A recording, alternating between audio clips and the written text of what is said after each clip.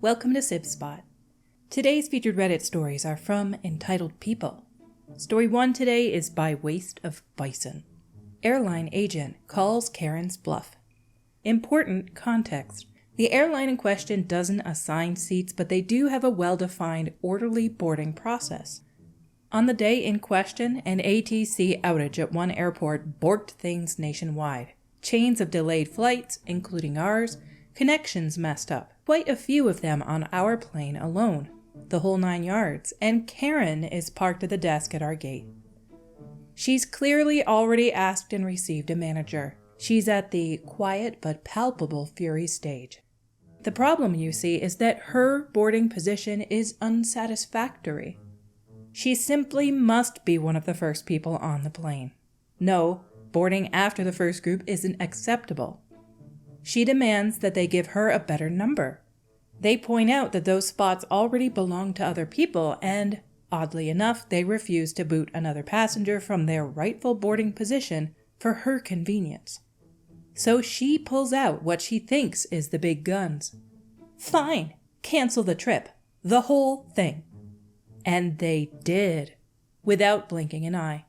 The manager calmly, professionally charged her a cancellation fee and then disappeared before I could thank him on behalf of the rest of the passengers on our 3.5-hour flight. It was so delicious to watch. Definitely the most satisfying thing I've ever witnessed in a while. I am comfortable assuming that we would have been diverted somewhere so local law enforcement could treat her to an involuntary layover. I think that this woman probably believed she could get her way by telling them to cancel it. And that's because there's actually lots of situations where you can get favors if you say you're going to cancel something. It doesn't work for airlines. But in the past, I've gotten deals from my cable company, for example, my cable internet company years ago.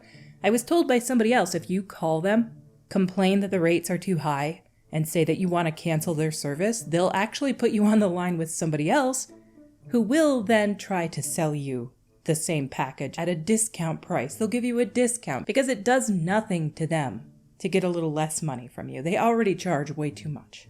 I'm sure there's other subscription-based services out there where they charge way too much and they'll give you a VIP deal or they'll give you some sort of sign-on bonus deal for a time. They'll give it to you for like 6 months. They'll give you like a $70 charge instead of $125 for a time. And then they'll just jack the rates back up. But it did actually work. It may not work the same anymore. I'm not sure if it applies to it, but there was just a law change in the US. I think it was the FTC, where if you try to cancel something that's subscription-based, they have to make it simple. One-click canceling, basically. And that may just be on websites where they don't give you like 10 pages to go through until you can find your cancel subscription thing. I'm not sure if it applies to calling over the phone and saying I want to cancel and then getting a better deal. So if you're thinking of trying to get a better deal, you might want to look into it before you do at this point in our lives. Down in the comments by Night Otter.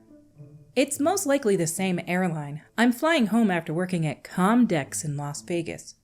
The morning after it ended, the airlines were under a huge load. All the attendees and folks who worked it were trying to leave. The hotel warned me to show up at the airport 4 hours early. I'm in the regular line. It took over 2 hours to get to the point of seeing the check-in counter. Even the big business select line was long. Here comes someone walking right past all the lines. He interrupts the clerk, obviously demanding to be checked in right now. She is already dead-eyed from the long day and points to the end of the line. He says something else. Note, I really witnessed this. The clerk gets on the PA. Can anybody help this man? He seems to have forgotten who he is. The man stalks off. Guy in line near me. I know who he is. He's the VP of one of our vendors. He's always an a-hole. Our next story is by Magnetic Tectonic. Entitled Disc Golfer wants consolation prize. If you guys aren't sure what disc golfing is, I had to look it up. I've never played it before, but it's like they throw discs that are kind of like frisbees at a basket. So it's basically frisbee golf in a way. I recently played an amazing disc golf tournament where Predictably, I did not place. No sweat off my back. I was there to have a good time, and I did. I even retrieved a disc wedged in a hovel of a tree. No ink on it, and no one at the tourney had lost one, so in my bag it goes. It was a pretty sweet disc, nothing fancy, but like new and a known mold that people like throwing. Now to the meat of the story. There was a tie for third place, and one of my card mates was one of the tied players. Tournament director only had one disc set aside for third place prize, so he initiated a throw-off. Both players toss 2 discs, and the one that lands closest to the nearest basket wins. My card mate wins and selects his prize. His opponent, however, was less than enthusiastic of the result. Later on, as we're picking up to leave, this guy comes over and asks if my card mate would give him the disc he'd just won as a consolation prize. Because he really wanted that factory seconds disc and didn't want to go home empty-handed. He's not taking no for an answer. Finally, I pull out the disc I'd found, and in my best kindergarten teacher's voice said, "I'm sorry you didn't win that disc. You need a consolation prize. You may have this one." I figure easy come, easy go, and this should peacefully resolve the situation. I was not yet correct. He took it, was incredibly nonplussed, then proceeded to continue to ask for the one he'd failed to win. I had to interject again, saying he could give back the one I'd just given him if it wasn't good enough. But you can't have the one you didn't win. That seemed to break him out of whatever hyperfixation he'd gotten himself into, and he sheepishly said, "Thanks," and scuttled away. Dude, I would not have given him anything at all. You didn't win. You don't generally get consolation prizes as adults. This guy was probably young, fresh out of high school, and used to everybody getting a prize. But regardless, when you're an adult, you're taking part in a tournament, you don't get a consolation prize, and you certainly don't come up to the guy who won third place and say, "I want your disc as a consolation prize." That is insanely entitled. Our last story today is by Throwing Nightshade. Entitled neighbor thinks we'll empty out our house for her. There was a small edit made by the story poster for this one, and it is important to understanding what's going on in this one, so I'm going to read it beforehand. My partner and I share a title or deed with an ex-friend. I'll call her Little Red Hen, LRH. The title deed is for a house and land. Our family lives in the house, my partner and I and 4 kids, and LRH uses some of the land. The Little Red Hen lives next door, so the land is adjoining. We have made it 4 years, but as her crazy has slowly trickled out, we are done dealing with her.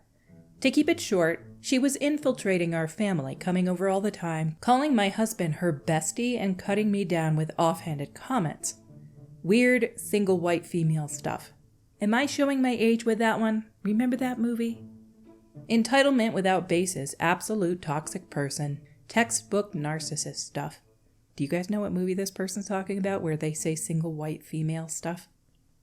I do not get the reference. I'm going to have to look it up later, or somebody can let me know if they know about it in the comments like you guys like to do. My partner and I have learned a great deal during this, and we are stronger for it. We absolutely take full responsibility for being duped. But now it's time to remove ourselves from her, and we're trying to do it delicately. We figured the best way is tell her we wanted to move because of the neighborhood, as it was getting more noisy and crowded than when we first moved in. This was not a lie. As we had guessed, she said she could buy us out and do a cash-out refinance. It's undeniable that my partner and I have put all of the money into the house and land, as well as paid for every mortgage payment, so LRH knows we are expecting our investment back as well as equity. She was very agreeable that first meeting, and we had to give her time to attempt the buyout. She in turn said she would give us a month to use the buyout money to find a new place to move out, as we needed the money to move. Besides, being a family of 6 with all the stuff that entails, my partner has a metal shop in the garage with lots of heavy tools and machinery. A month would be pushing it, but as soon as we got the green light, we would work our butts off to leave this hen behind in the dust. The next time we meet, LRH says excitedly that she can get approved for a rental loan, and for the appraisal for it, the house has to be empty. We pause at this. She must know that wouldn't work. She then follows that up with, "Don't worry, you can move back in while we're waiting for the loan to come through." I had to take a couple deep breaths. What does this entitled little red hen think we're going to do? Throw our stuff up in the air while the house inspection happens? Did she really think we would jump at this chance to move all of our belongings out of a house to where, I don't know, and then basically camp in the same house waiting to see if the loan will even be approved? She did, actually. After a few breaths, I calmly reminded her that we needed the money to move. She doubles down. "Oh, you'll definitely get the money. You just have to give me a little bit to get approved after you move out. Just let me know when you're moved out." I cut her off then. "No, that will absolutely not work for us." It was her turn to pause. Then she said that she'll have to just think of something else. "Yes," I said, agreeing with her finally. I am really enjoying this new thing of arguing with Little Red Hen, though. Thank you for reading. I can only hope I'm the only one stupid enough to try to help a friend by sharing property. You should never do deals with people who are weirdly friendly like this. It doesn't really sound like she's trying to take advantage of you, but she's making very unreasonable requests. But I'm also sure that whatever rental loan company she's using can find some other way of doing an appraisal to make sure that the renters get the money to move somewhere else. Because this place is at least worth a certain amount, they could take a chunk off what they expect to get from it and pay them to move out and then do the appraisal, and they'll still get paid for it. She's got some thinking to do. I don't actually know how most of this stuff works. I'm just throwing speculation out there. I've never done house sales. I've never done rental properties. I've never been involved in all that. I just know what I've experienced over the years. Anyway, still it's generally not a good idea to go in business with somebody that you know.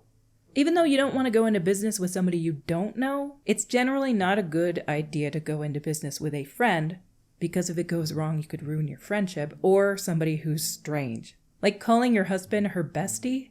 She is a little bit weird. Our stories for today have come to a close. Until we meet again, have an unbelievable day.